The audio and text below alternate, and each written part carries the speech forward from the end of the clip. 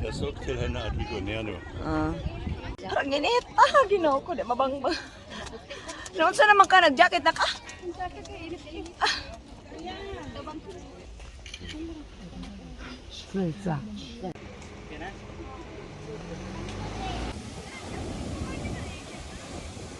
Cafe jelly. Smile car. Ijaraga jud. So kay na-edit naman nato ang atong laag sa Cebu, so i-edit na po nato atong laag sa Bohol.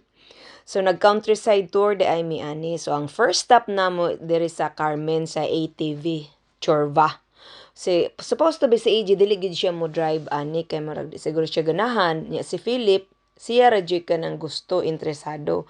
Dili man ko muuban kay dili man ko mo drive, dili kay si akong bana dili man pud siya gusto. Nya akong amiga dili man pud siya gusto. Nya og mo drive kung akong amiga kami duha kanang loy bada akong bana kay makuan man siya siya rog ang driver ang mabilin unya unsaon na lang mag-agoy murag lahira so mo nang nag-decide si AJ nga kanang mo apin na lang siya ani niya siguro pod akong higala wa pod ni drive aning kaninga kuan Chorvanes kay naikog siguro siya kay 1,100 man siguro ni ang per hour. Siguro na ikaw siya, gimahalan siya. Ako, kaya raman kay na ako financer, di ba, Je? Di ba? So, makita ninyo, si AJ pa ang nag-drive. Sunod ni si Philip, pero gituluan po si Philip, adisa siya ni drive. What? So, bro. Yeah? Oh, wait. Can you move forward? Okay, very good. Okay. Push, slowly, like this. Oh. You're like Fast and Furious. Swing.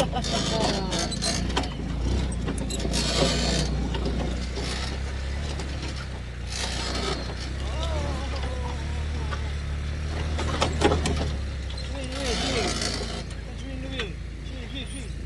Okay, let's go.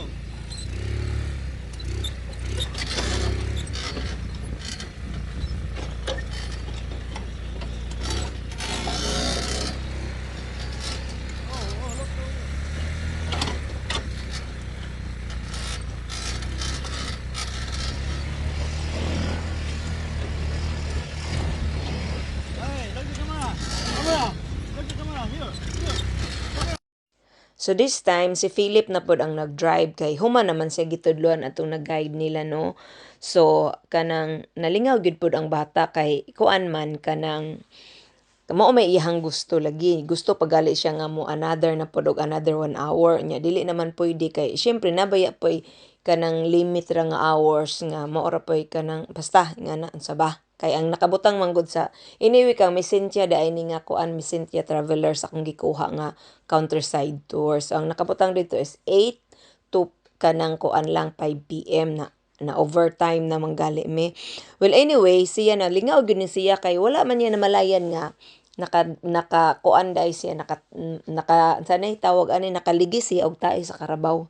Natingala man ko nga pagakos niya sa kuha human sila ani nga kanang activity kanang nanimaw magkabaw na ako nakatamak man siguro kog tais karabaw agoy siya di ay kay nalingaw naman siya og kanang drive so kani ba yang bata dili pa makakontrol sa tiil sa pagtamak sa pedal di kusog jud no padagan sa wala na nakalikay mo nang nanimahog karabaw ang nanima basta nagkalipite gyud siya kay ang iyang sanina na may tais sa karabaw gikataw-an gali nako nya ni katawa po ng mga driver.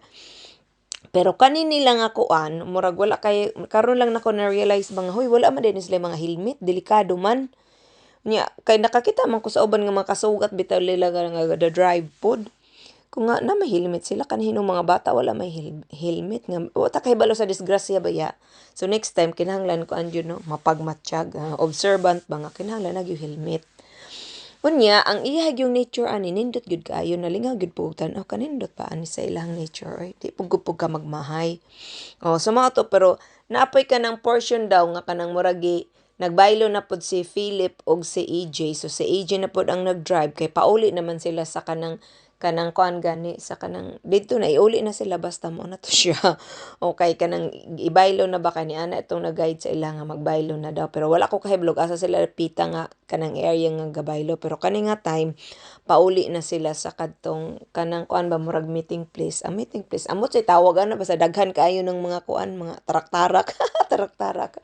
Bitaw wa jud ko kahibaluan ni bitaw nga say pangalan ni sa kuan basta 80 vera ni siya. So mao to niabot na sila. So nalipay biya pod sila no. O di ba? Di ba hunong na gyud.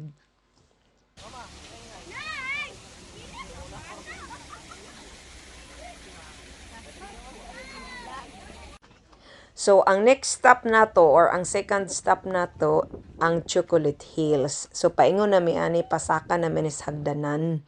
Unya, perti gyud kainit, di gyud mabangbang ang kainit.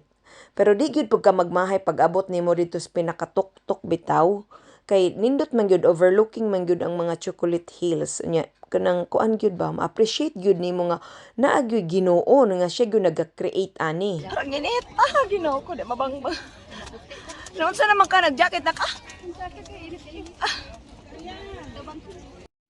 So mao na dayon to si Philip gyud in town ang nalingaw ani kay wa gyud niya gihuna-huna nga perting inita nagpatanaw-tanaw pa siya ani unsa may tawag ani telescope charot amot bitaw unsay tawag ani ya ako siyang gipangutan unsay nakita nimo nak ingon siya nga wala man mura man tong mata ra nako akong nakita.